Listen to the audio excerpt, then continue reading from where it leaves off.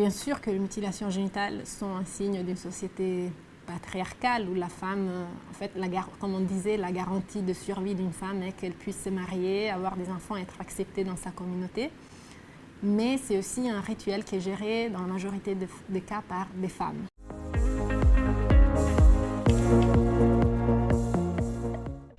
Salut à toutes et à tous, nous c'est Marine et Déborah et nous sommes ravis de vous retrouver aujourd'hui pour un nouvel épisode de Le féminisme, c'est pas un truc de fille. Nous allons aborder un sujet aussi passionnant que difficile aujourd'hui avec la doctoresse Jasmine Abdul-Kadir, les mutilations génitales féminines. La doctoresse Abdul-Kadir est gynécologue obstétricienne, chercheuse et chef de l'unité des urgences gynéco-obstétricales aux hôpitaux universitaires de Genève. La doctoresse s'est imposée comme une figure incontournable dans la lutte contre les mutilations génitales féminines en Suisse et bien au-delà.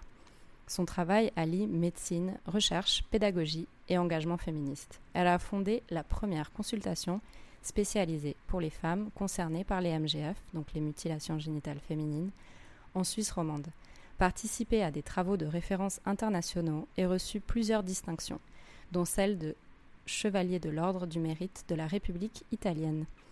Avec elle, nous allons parler de santé sexuelle, de violences systémiques, d'anatomie, de transmission, mais aussi de réparation et d'émancipation. Doctoresse Abdul-Kadir, bonjour. Pouvez-vous nous raconter ce qui vous a conduite vers la gynécologie et plus particulièrement du coup vers cette thématique ? Alors j'ai un parent somalien et un parent italien. En fait, j'ai toujours aimé médecine. J'ai voulu toujours faire de la médecine, ou en tout cas des choses plutôt scientifiques. Et j'avais 2 parents gynécologues et du coup jusqu'à la fin je voulais plutôt ne pas faire gynécologie pour faire une chose un peu différente. C'est vrai que comme mon père est d'origine somalienne, il vient aussi d'une famille concernée par les mutilations génitales et il a décidé assez tôt aussi de faire de la médecine à une époque où les sujets de mutilations génitales étaient très méconnus. Donc mes parents étaient parmi les premiers en Italie un peu à s'occuper de ces sujets, à en parler, à commencer à faire de la formation. Et ma mère, elle ne parlait pas bien anglais, donc souvent elle me demandait de lire des articles. Alors c'est vrai qu'en plus souvent je les accompagnais, mais j'ai toujours essayé de ne pas faire de la gynécologie pour me différencier. Et c'est pendant la 5e année où on commence un peu à faire des stages en clinique, où j'ai été en Erasmus en France, à Paris. Et j'ai beaucoup aimé la gynécologie. Et du coup, à la fin, j'ai choisi la gynécologie. J'ai aimé la richesse de la discipline qui allie des aspects techniques, des aspects en lien avec la sexualité, la psychosomatique, l'échographie, un peu d'endocrinologie. Donc, c'était vraiment une discipline passionnante. Et du coup, j'ai choisi de faire de la gynécologie. Et est-ce que le fait d'être une femme et une femme issue d'une minorité, ça a pu être un frein dans votre parcours ? Je dirais que non, plutôt le contraire. Je trouve que le bagage, alors chaque personne a son bagage et ses connaissances, ses expériences qui après, même de manière un peu inconsciente, après on met dans notre vie professionnelle en plus que vie personnelle. Et je pense que le fait d'être une femme, le fait d'être d'origine somalienne, d'avoir ces 2 cultures, ces 2 religions, a toujours été plutôt une force, pas une faiblesse. Après, bien sûr, en chirurgie, il faut lutter, mais non, je dirais que ça n'a pas été un frein. Et il y a un temps présent qui est passé récemment et qui révèle la prévalence du harcèlement dans les hôpitaux en Suisse. Est-ce que vous, dans votre parcours d'étudiante ou de soignante, vous avez été victime de violences sexistes, sexuelles Je n'ai pas été victime de violences sexuelles. J'ai été témoin d'épisodes d'harcèlement, par exemple des commentaires ou des phrases sexistes.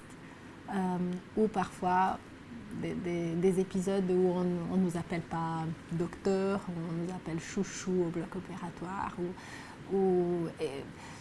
Après, si on regarde le pourcentage, même dans la société en général, entre 22 et 25% des femmes ont subi des violences sexuelles et en milieu professionnel aussi. Donc ce temps présent a montré des parcours qui sont des parcours réels. Ça a quand même libéré une parole importante qui parfois est silencieuse. Mais est-ce qu'il y a des retombées après est-ce qu'il y a des choses qui ont été mises en place justement à suite de ça ?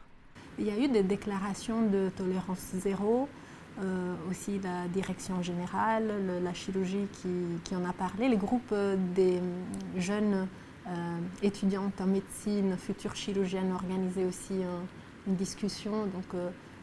Et après, il y a plein de choses, je pense, que moi, je n'ai pas vu qui sont nées suite à ce temps présent. Et vous avez un parcours assez engagé du fait du sujet aussi que vous traitez. Comment vous avez découvert que la médecine, ça pouvait être un peu un outil féministe, finalement? Je pense que je l'ai découvert au fur et à mesure. En fait, on n'est pas conscient. Parfois, on publie un article scientifique ou on dit quelque chose ou on fait quelque chose qui a des retombées sociétaires et politiques, parfois même sans en être conscient. Après, je trouve que le fait d'être soignant, c'est une position parfois plus facile parce qu'on peut aller vers des sujets qui sont politiques mais qui font partie de la santé. Et donc on a aussi une légitimité et une liberté de parole qu'on pourrait ne pas avoir dans d'autres secteurs. Est-ce que vous vous souvenez de la première femme ayant une mutilation génitale que vous avez rencontrée? Les premières femmes avec une mutilation génitale, je les ai rencontrées en dehors du milieu professionnel, au sein de ma famille, au sein de connaissances. C'est pour ça aussi que souvent on ne pense pas qu'une femme circoncise, excisée, enfibulée est notre voisine ou la maman d'une copine de notre enfant. En fait, c'est une personne autour de nous dans différentes situations. Après, on rencontre aussi ces personnes à l'hôpital ou en consultation pour différentes raisons. Parfois, ça peut ne pas être la raison de consultation, la mutilation génitale. Et parfois, la personne peut le savoir ou pas d'être excisée. Mais je n'ai pas une situation précise en tête parce que vraiment, dans chaque nouvelle consultation, chaque histoire est différente. Chaque parcours aussi est différent. Et je dois dire que chaque histoire me marque en fait.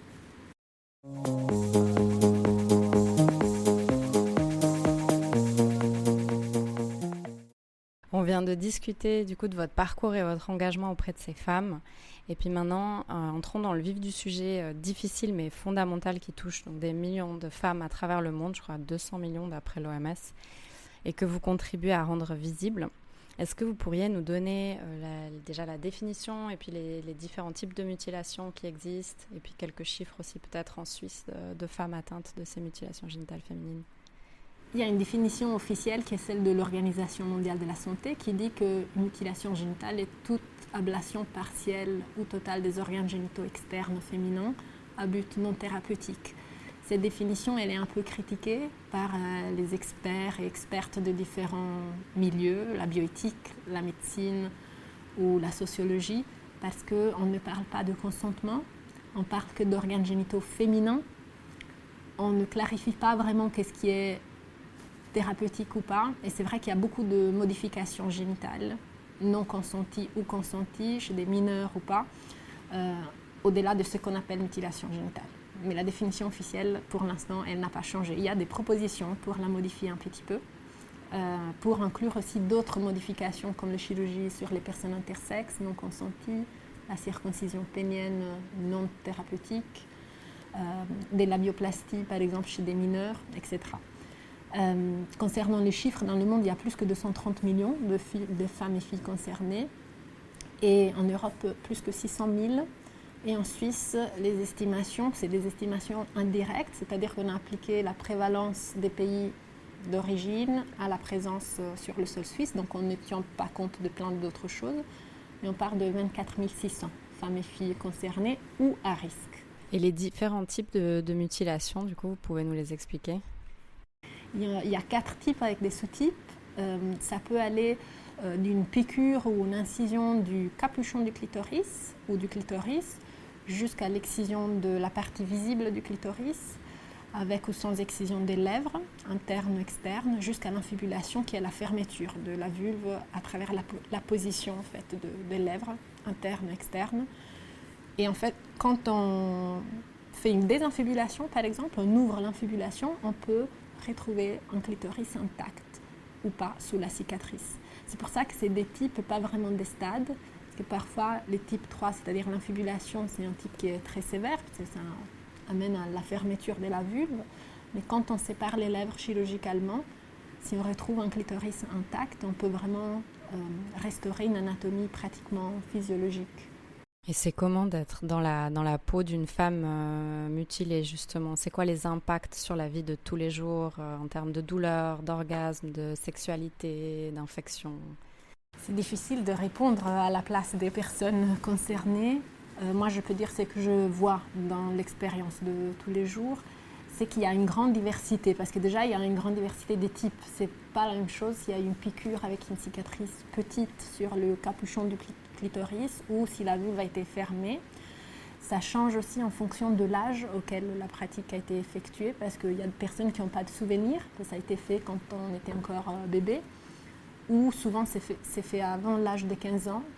Et donc si c'est fait à 6 ou 10 ans, il y a différents souvenirs. En fonction du revenu économique de la famille, ça peut se faire parfois en milieu médicalisé, avec une anesthésie, ou dans la brousse, avec des instruments non stériles, sans anesthésie. Donc le souvenir change, mais aussi après les stratégies de gestion de ces rituels qui ont un rituel traumatique. Il y a plein de gestion du trauma et des mécanismes sociétaires comme une fête, une reconnaissance sociétaire, les cadeaux. Il y a des patientes qui se souviennent encore des habits et des cadeaux qu'elles ont reçus. Donc tout ça, ça amène après au vécu et à l'expérience du rituel. Et après, il y a des personnes qui ont de lourdes complications immédiates ou à long terme et d'autres personnes qui sont guéries et qui vivent bien. Donc on peut rencontrer des personnes qui souffrent d'infections, des douleurs, de conséquences sur leur santé mentale, comme un trouble anxieux ou un état de stress post-traumatique.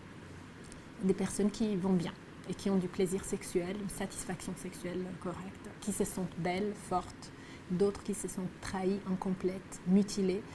Et donc c'est très difficile de répondre de manière générale parce que ça peut changer. Et ce n'est pas toujours proportionnel à la cicatrice. Parfois, il y a une cicatrice très importante avec moins de symptômes et parfois une cicatrice plus petite avec beaucoup de symptômes.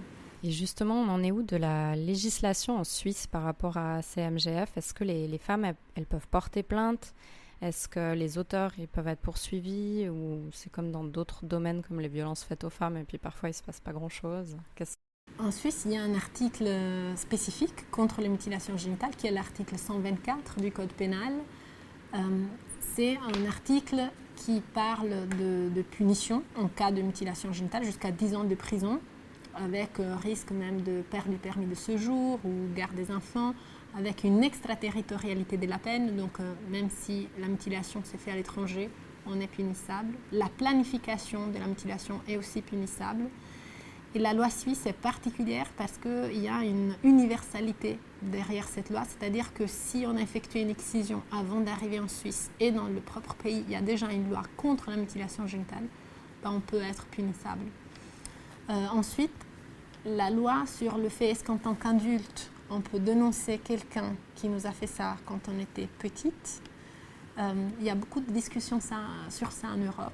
Il y a des organisations aussi qui s'occupent de ça. Mais en Suisse, ce n'est pas ce qu'on voit pour l'instant. La loi, elle est plutôt destinée à la protection de mutilations qui pourraient arriver de manière aiguë, on va dire. Et comment est-ce qu'on comprend du coup la pratique des mutilations génitales? C'est quoi les mythes et les croyances qui entourent en fait ces pratiques? Il faut imaginer que la mutilation génitale, dans beaucoup de contextes, après là aussi j'essaie de répondre rapidement, mais c'est vraiment une garantie d'acceptation sociale totale dans la famille, dans la société, dans la communauté, dans un contexte où la survie dépend vraiment de cette acceptation totale en tant que femme respectable, fidèle, propre, belle, sexy. Donc la mutilation génitale est une garantie de mariage, de respect, est une garantie en plus de bon mariage, même du point de vue économique, parce qu'elle est souvent aussi associée à une virginité prématrimoniale, donc à une valeur aussi économique.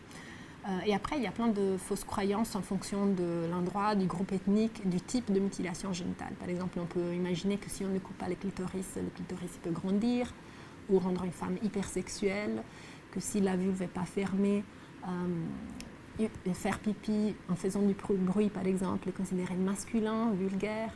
où on imagine que le vagin va être très très large avec du vent qui peut rentrer. Donc il y a plein de fausses croyances en fonction du type et de l'endroit. Mais il faut vraiment imaginer que sans mutilation génitale, par exemple, dans certains endroits, il n'y a même pas de mots pour définir positivement une fille qui n'est pas excisée. C'est qu'il y a de mots négatifs. Et donc dans un univers où la survie d'une fille et son acceptation dépend de ça, il est très difficile d'abandonner la pratique s'il n'y a pas vraiment un changement sociétaire plus global et pas seulement un lien avec la mutilation génitale. Et qu'est-ce que ces mutilations génitales féminines, elles disent du rapport homme-femme finalement? Est-ce que c'est un peu une conséquence du patriarcat, un exemple extrême d'une société où le corps des femmes ne leur appartient pas, où il doit être modifié? C'est quoi la place des hommes un peu dans tout ça, et puis comment on le comprend? Alors bien sûr que les mutilations génitales sont un signe d'une société patriarcale où la femme, en fait, comme on disait, la garantie de survie d'une femme est qu'elle puisse se marier, avoir des enfants, être acceptée dans sa communauté. Mais c'est aussi un rituel qui est géré dans la majorité des cas par des femmes. Et les hommes ont souvent une position, on pourrait dire, de passivité active, dans le sens que c'est un peu une affaire des femmes. Mais les hommes sont au courant, ils ne se mêlent pas du processus décisionnel, de la protection éventuelle. Et c'est eux, les pères, les frères, et aussi les futurs maris et partenaires des femmes. Et en fait, il y a beaucoup d'études et beaucoup d'initiatives où, quand on inclut les hommes dans la discussion, dans l'engagement pour la prévention, la protection, c'est très positif. Parce qu'on part d'un sujet qui reste tabou et caché, et on responsabilise les deux parties sur la santé et sur les droits aussi des enfants. Oui, du coup, ça part de là peut-être, les pistes en fait d'action, c'est de les inclure plus finalement dans les discussions. Oui, c'est vraiment un changement sociétaire et l'inclusion des femmes et des hommes. Après, c'est toujours en fait cette garantie de mariage et de virginité pour garantir que la filiation va vraiment être du futur mari. Donc ça, c'est associé à plein de pratiques sur le corps des femmes. Mais en tout cas, nous on le voit aussi en consultation pour décider d'une chirurgie, pour décider de ne pas fermer la vulve après un accouchement. Quand on parle de prévention, si la patiente est d'accord, on inclut toujours le partenaire. Et les discussions sont très positives. On arrive à discuter des choses que peut-être le couple n'a jamais discuté ensemble parce que c'est tabou. Que ce soit la santé sexuelle, la santé reproductive, la santé des enfants, c'est que les parents et beaux-parents pensent, etc.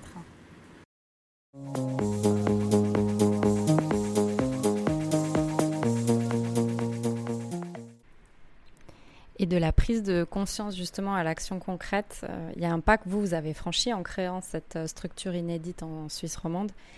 Et parlons maintenant de cette consultation spécialisée que vous avez fondée au HUG et qui est devenue un modèle en matière de soins respectueux et puis sensible quand même à ces réalités culturelles. Et qu'est-ce qui vous a amené à créer cette structure? Je suis arrivée ici comme jeune interne en 2009 et donc je connaissais les sujets de mutilation génitale du travail en Italie et aussi du travail de mes parents. Et ici, il y avait beaucoup de patientes concernées par les mutilations génitales. Et en fait, c'est un épisode en salle d'accouchement un jour où moi je passais devant la salle d'accouchement et j'ai entendu parler d'une patiente qui avait été prise en charge la nuit. Et je me suis dit, ça serait bien de faire quelque chose. Et il y avait un groupe de travail à l'époque qui existait avec plein de professionnels dans ce groupe de travail, des sages-femmes, un médecin légiste, le planning familial, l'unité de prévention de la violence. Et j'ai demandé à un de mes chefs si je pouvais participer dans ce groupe de travail pour réfléchir. Et c'est dans ce groupe de travail qu'on a décidé de mettre en place cette consultation. Et comment ça fonctionne si on veut venir consulter, du coup, pour nos auditrices? On peut appeler et prendre un rendez-vous. Il ne faut pas être référé nécessairement. Alors, il y a des patientes qui sont référées, mais une patiente peut aussi appeler et demander elle-même rendez-vous. On a entre 20 et 30 personnes par mois qui viennent, principalement de Genève, mais parfois d'autres cantons, parce qu'une prise en charge extra-cantonale est possible.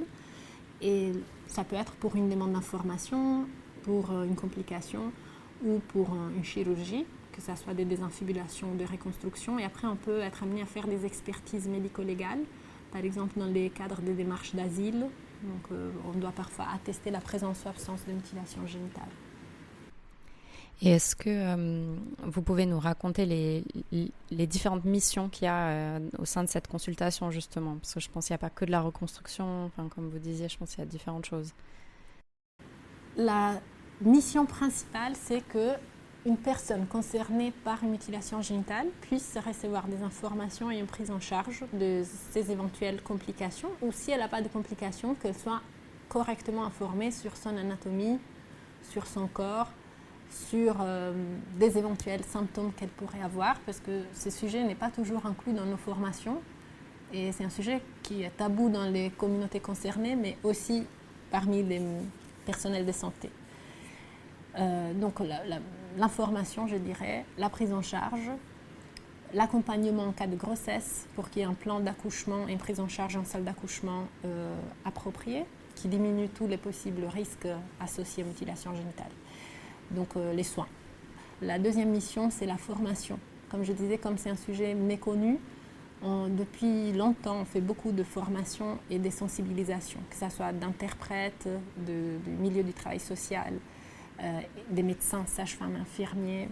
Par exemple, maintenant, l'école sage-femme à Genève et Vaud, il y a maintenant des cours sur les mutilations génitales. On fait des ateliers pour la salle d'accouchement pour que toutes les personnes en salle d'accouchement, quand elles prennent des gardes, elles soient capables de diminuer les risques de déchirure et de faire une désinfibulation, donc d'ouvrir une infibulation en urgence, par exemple. Et la troisième mission, c'est la recherche, parce que, aussi, sur les mutilations génitales, c'est un sujet qui touche la violence, la vulve, la sexualité, des femmes souvent migrantes, issues de minorités. Et donc, on dit plein de choses qui ne sont pas vraiment basées sur l'évidence scientifique. Et c'est plutôt en fait, il y a des mythes derrière ces pratiques, mais il y a aussi des mythes sur la prise en charge de ces pratiques. Et depuis le début, on a toujours voulu faire de la recherche pour voir déjà si ce qu'on fait et ce qu'on propose est vraiment utile, quelle est l'expérience des patientes, et étudier aussi les mécanismes des douleurs, des chirurgies, etc. Et c'est quoi qui amène les femmes à venir consulter, justement, principalement, ou c'est quoi les différents motifs de consultation? Parfois, comme je disais, c'est une démarche en lien avec l'asile. Parfois, c'est une demande d'information. Parfois, c'est des douleurs, par exemple des problèmes urinaires, des infections à répétition, des douleurs lors des rapports sexuels. Et parfois, c'est un désir de réparation ou reconstruction. Et comme on disait, la reconstruction chirurgicale, elle est parfois envisagée, mais pas toujours. Et c'est quoi qui va guider cette décision? Qu'est-ce que c'est déjà la reconstruction? Parce qu'une reconstruction, elle peut être physique, psychologique. En fait, souvent, c'est les deux. Un désir de reconstruction ou réparation, ça, c'est vraiment des mots que les patientes utilisent. Il peut être variable. Souvent, la patiente a entendu parler qu'il existe la chirurgie, mais souvent, elle ne sait pas exactement en quoi ça consiste. Et souvent, on imagine qu'on va prendre un nouveau clitoris et le mettre à sa place, parce que l'anatomie du clitoris, elle est méconnue partout, un peu moins maintenant, mais souvent elle est méconnue. Et du coup, la consultation, quand il y a une patiente qui vient, qui demande une reconstruction, tout commence par un examen avec un miroir ou un écran, où la patiente peut suivre l'examen pour comprendre son anatomie. On lui donne un gant pour qu'elle puisse repérer où son clitoris se trouve sous la cicatrice, parce que quand le clitoris est coupé, c'est la pointe visible externe qui est coupée, des glands plus ou moins une partie du corps. Les restes des structures sont encore en place. Et souvent, à ce moment-là, notre patient nous dit « mais je ne savais pas que ça, c'était mon clitoris. Je ne l'ai jamais touché à ce niveau-là. Mon partenaire non plus. » Et donc, le parcours commence avec beaucoup d'explications sur l'anatomie, la déconstruction de mythes, parce que souvent, on pense qu'une femme non excisée, elle peut être hypersexuelle, avoir un orgasme tout de suite, un désir tous les jours. Et une femme excisée, elle est différente. Donc, on va vraiment expliquer la physiologie de la personne, homme, femme, de comment le corps fonctionne, comment les désirs fonctionnent.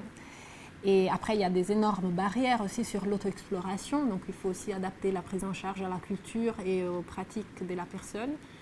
Et ensuite, si elle veut faire une reconstruction, à ces moments-là, la patiente est adressée à une collègue sexologue-psychologue qui accompagne la patiente, qui explore d'autres vécus traumatiques passés, parce qu'on ne peut pas juste s'occuper de la mutilation génitale. Et après, la patiente peut revenir en consultation pour éventuellement signer les consentements. Donc la chirurgie, elle dure 1 heure. Elle consiste à enlever la cicatrice, réexposer le clitoris. Maintenant, il y a des techniques aussi pour reconstruire un peu les lèvres. Mais le parcours de ce qu'on appelle la reconstruction dure environ 1 année entre avant et après, parce que pour cicatriser, ça prend environ 2-3 mois. À ce moment-là, la personne peut commencer un peu à toucher, mettre de la crème, ensuite avoir les rapports et redécouvrir un peu son corps. Et donc, je dirais, il y a une composante peut-être anatomique d'enlever la cicatrice, enlever des problèmes de la cicatrice qui rendent un peu difficile de toucher le clitoris ou douloureux. Mais aussi, il y a tout le reste qui est beaucoup plus gros, je veux dire, qui est l'heure chirurgicale. Par exemple, on travaille avec des dessins, avec des modèles. Et moi, je dis toujours ça. En fait, c'est beaucoup plus puissant que la chirurgie quand la patiente prend un modèle d'un clitoris 3D excisé, qu'on a imprimé basé sur l'IRM, et elle réalise j'ai encore tout ça. Et tout ça, ça marche. Je sens parfois que ça gonfle sous ma cicatrice, mais je ne savais pas que c'était mon clitoris. Donc c'est vraiment un process assez long comme ça de réappropriation de leur corps, quoi. Ouais. Et de pouvoir faire un choix informé aussi. Pas parce qu'on a entendu qu'après une excision, on est nécessairement moins femme, moins complète et que le corps ne marche pas, mais de comprendre, savoir ce que cette chirurgie peut apporter en mieux. Et dans les témoignages qu'on a écoutés, ces femmes, elles évitent souvent le mot victime ou survivante pour pas se constituer une identité vraiment seulement liée à ces mutilations génitales. Et est-ce que c'est quelque chose que vous avez observé aussi? Et comment est-ce qu'on le comprend? Je dirais que ça dépend. C'est variable. Il y a des personnes qui vont se définir victimes, d'autres personnes qui vont se devenir survivantes, d'autres qui vont dire je suis juste une personne. Et je dirais que notre rôle, c'est de s'adapter à la terminologie que notre patiente choisit. Mais je dirais que c'est variable.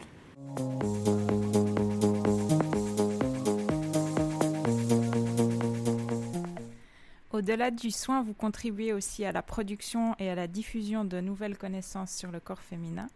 Vous avez récemment été récompensé par la Fondation Lennart pour un projet de recherche mené en collaboration avec un laboratoire du département des neurosciences fondamentales de l'Université de Genève pour développer un outil de mesure et acquérir les premières données sur la sensibilité de la vulve, domaine totalement absent de la littérature scientifique à ce jour. Est-ce que vous pourriez commencer par nous expliquer pourquoi il est important d'améliorer nos connaissances dans ce domaine ? Justement, par exemple, on fait une chirurgie de reconstruction sur le clitoris et à ce jour, on ne peut pas vraiment mesurer ce qui change avant et après. Une des premières questions qu'une patiente qui demande une chirurgie de reconstruction nous pose, c'est mais est-ce qu'après je vais sentir plus? Est-ce que ça va être mieux? Et on ne peut pas lui répondre. Ça, c'est la base quand on signe un consentement avant une opération. On devrait avoir des informations correctes pour pouvoir décider. Après, connaître la sensibilité du clitoris, elle peut être utile pour plein de choses, plein de conditions, que ce soit un diabète, une maladie neurologique, un trauma obstétrical, un cancer qui nécessite une radiothérapie ou une chirurgie. Donc nous, on va étudier déjà quelle est la base, on va dire entre guillemets normale, parce que qu'est-ce que c'est normal, de la sensibilité de la vulve et du clitoris, en particulier à la vibration. C'est pour ça qu'on collabore avec les laboratoires de neurosciences du professeur Hubert et son équipe. Et ensuite, on va étudier les personnes qui ont eu une mutilation génitale qui a concerné le clitoris pour voir si cette sensibilité elle est différente. Et aussi, est-ce qu'elle est différente en fonction de quand cette mutilation s'est passée? Est-ce que c'est différent si l'enfant est très petit ou si elle a déjà eu ses règles ou pas? Est-ce que le mécanisme de guérison des fibres nerveuses de la vulve change? Et tout ça, on ne sait pas encore. Est-ce que vous pouvez aussi nous en dire un peu plus sur cet outil, son utilisation et puis son utilité pour ces femmes? Nous, on aimerait développer un outil que les femmes peuvent utiliser aussi toutes seules, relié au téléphone avec une application, parce que ça enlèverait une barrière de l'examen gynécologique et du gynécologue. Et ça pourrait aussi permettre, par exemple, de monitorer une thérapie, une physiothérapie ou une crème, ou justement après la chirurgie, de voir 1 mois, 2 mois, 3 mois. Donc c'est un outil qui va mesurer la sensibilité à la vibration, parce que au niveau du clitoris, il y a des récepteurs sensibles à la vibration. On comprend aussi dans les marchés ce qu'on trouve. Et mes collègues neuroscientifiques sont experts des récepteurs à la vibration. Et puis parfois le passage entre la recherche et puis la réalité, il n'est pas toujours simple à faire. Est-ce que vous pourriez nous expliquer en quoi ces connaissances pourraient améliorer la vie quotidienne des femmes avec ou sans mutilation génitale? On peut aller voir quand une description complète du nerf dorsal du clitoris a été faite. C'est les nerfs sensitifs qui permettent aux sensations du toucher ou de la vibration, de la chaleur au niveau du clitoris, ça arrive après notre cerveau. Et des descriptions vraiment détaillées, elles datent d'il y a quelques années. Alors nous, gynécologues, on travaille dans cette région, on fait des sutures au moment de l'accouchement. Parfois, si on est urogynécologue, on pose des bandelettes pour l'incontinence urinaire. Et le clitoris est très peu enseigné, pas juste son anatomie, mais vraiment ses relations avec les organes à côté et sa physiologie, comment il fonctionne, comment cette sensibilité fonctionne, comment après il s'engorge de sang. Est-ce que si je fume, est-ce que si j'ai un diabète, est-ce que si je suis tombée, qu'est-ce qui change? Si j'ai été opérée, est-ce qu'il y a des choses qui ont pu être touchées? Tout ça, c'est vraiment pas étudié. Sur le pénis, il y a plein de choses qui ont été étudiées. On peut imaginer l'échodoppler du pénis, passer un examen routinaire pour voir comment la réponse vasculaire du pénis est effectuée. L'échodoppler du clitoris, ça fait quelques années qu'on commence, il n'y a même pas de seuil validé. Du coup, on espère vraiment que étudier cet organe d'une manière médicale et comprendre comment il fonctionne, ça ne peut pas juste informer la population générale, mais vraiment les pratiques médicales, chirurgicales et thérapeutiques et préventives aussi. Et lorsque la presse locale a publicisé l'obtention de votre prix, les commentaires sur les réseaux sociaux ont été assez virulents, certains pensant même à un poisson d'avril. Est-ce que vous êtes habitué à ce type de réaction un peu haineuse sur vos sujets de recherche et comment vous les comprenez? Mais je ne le savais pas. Je trouve que c'est assez intéressant. Après, je pense qu'il y a quand même un biais de personnes qui publient parce que sans avoir Instagram, peut-être de manière naïve, on a eu des retours très positifs. J'ai reçu des emails, j'ai reçu des messages sur LinkedIn ou l'hôpital. On a eu des personnes qui veulent participer à l'étude. On a eu des personnes qui étaient contentes qu'à Genève, à différence d'autres endroits du monde en ces moments, il y ait des fonds pour pouvoir faire des recherches de ce type. Et on a reçu même des emails d'hommes qui disaient pourquoi on n'incluait pas le pénis dans cette recherche. Et donc, je dois aller voir ces commentaires parce que je ne les ai pas vus.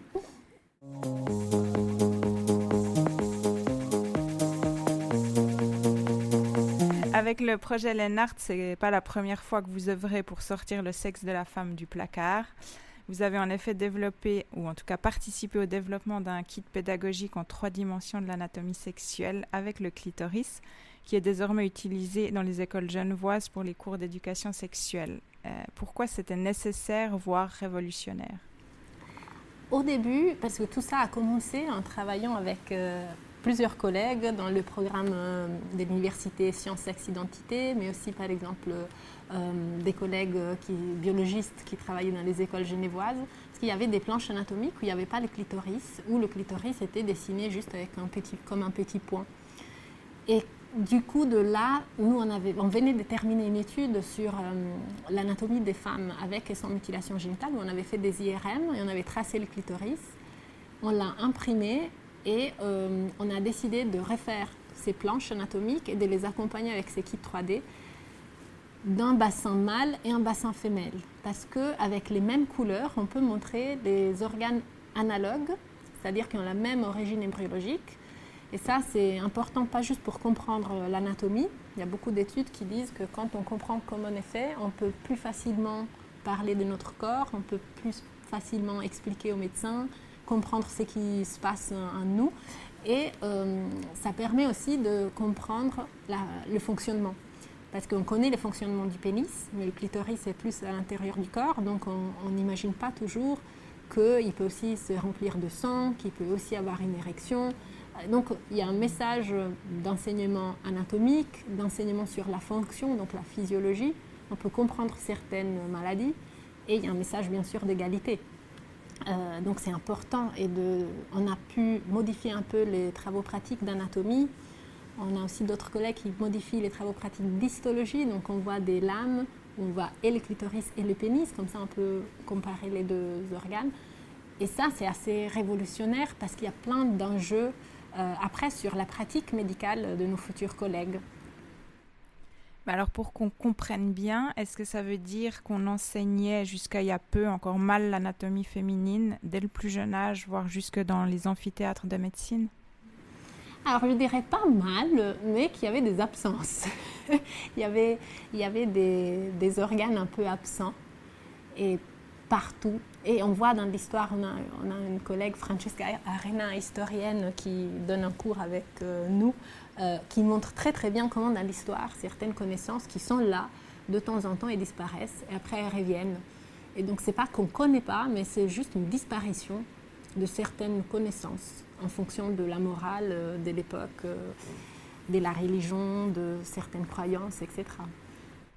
Et justement, comment on peut comprendre cette invisibilisation du clitoris? Est-ce que c'est aussi lié à la domination masculine sur la sexualité de la femme ou... Il y a différentes raisons. Il y a des livres entiers sur ça, mais on pourrait dire qu'au début, il y a un moment où on pensait que le clitoris était utile pour la reproduction. Et il y a un moment où on a compris que même s'il n'y avait pas d'orgasme, c'était pas grave, on pouvait quand même tomber enceinte. Et du coup, on s'est plus concentré sur la reproduction et pas vraiment sur la santé sexuelle et le plaisir. Là, je réponds aux commentaires de Instagram, c'est que, en fait, la connaissance, c'est pouvoir. Et on sait que la connaissance sur la sexualité, c'est aussi le pouvoir en termes de plaisir, en termes de choix, en termes de choix aussi de reproduction, de choix de partenaire, ou de ne pas avoir de partenaire, parce qu'on peut avoir du plaisir toute seule. Et je pense qu'il y a vraiment un enjeu en termes de pouvoir et d'accès à ces pouvoirs.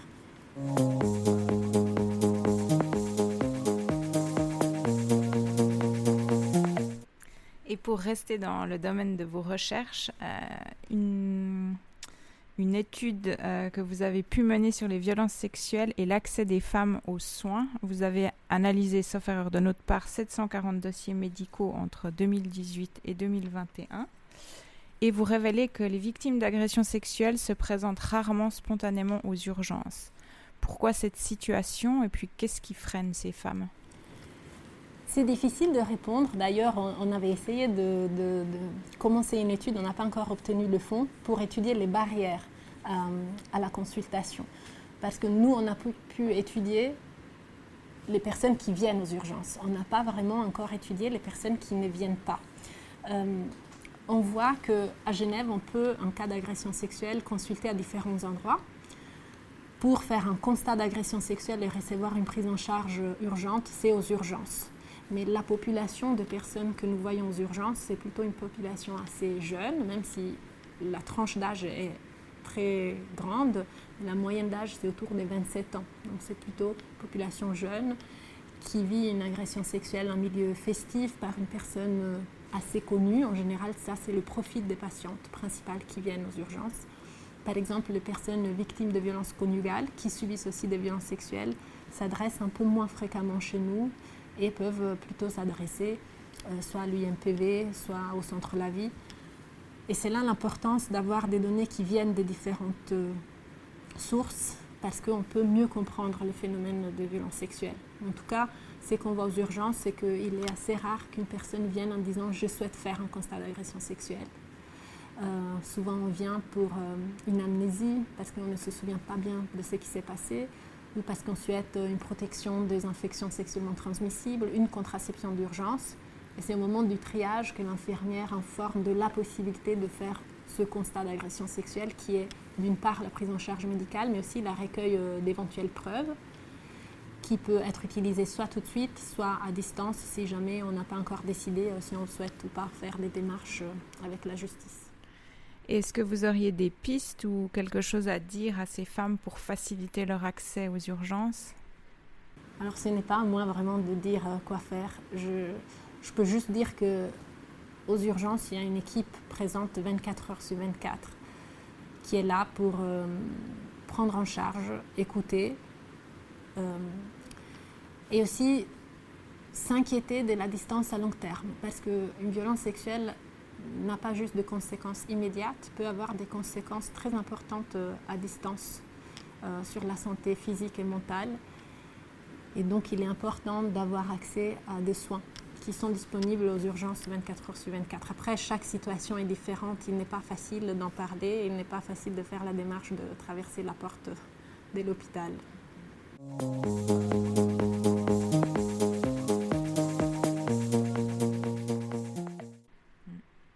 Et ce point nous permet d'enchaîner sur la dernière partie de cet échange, celle des pistes pour le futur et des actions concrètes qui pourraient être menées par rapport aux mutilations génitales féminines en particulier, mais peut-être plus largement par rapport à l'amélioration de la santé sexuelle de toutes les femmes. Qu'est-ce que vous aimeriez déjà dire aux hommes qui esquivent leurs responsabilités, gardent le silence sur le sujet des mutilations génitales, mais plus largement sur les violences faites aux femmes ? Alors, en fait, la responsabilité, elle est collective. Vraiment, elle est collective. Elle touche les hommes, les femmes, et encore plus les hommes et les femmes qui esquivent le sujet, parce qu'on est entouré de violences faites aux femmes. 1 personne sur 4 ici.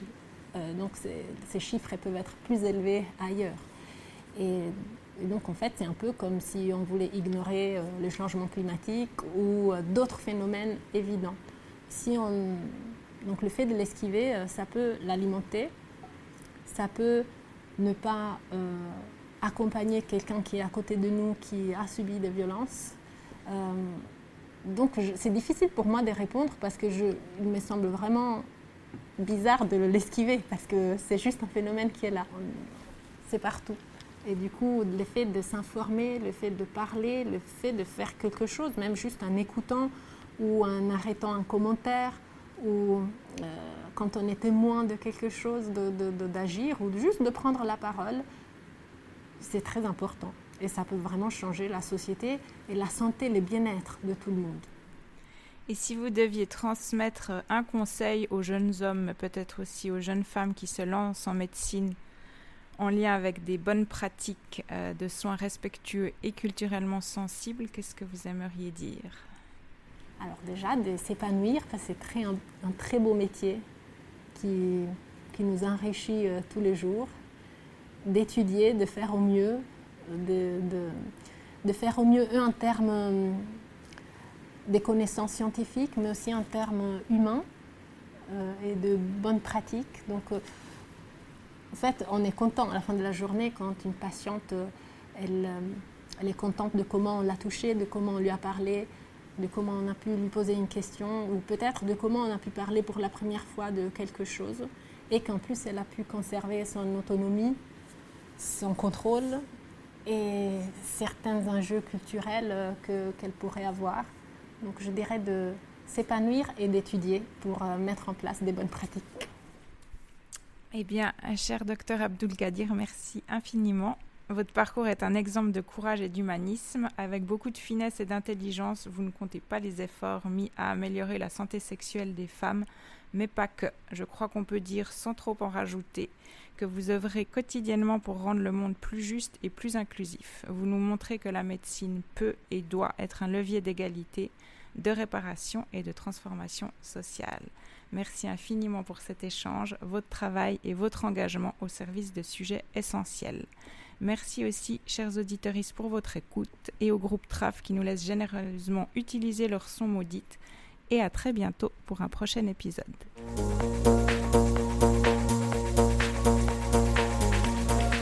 En fait, la responsabilité, elle est collective. Elle touche les hommes, les femmes, et encore plus les hommes et les femmes qui esquivent le sujet parce qu'on est entouré des violences faites aux femmes.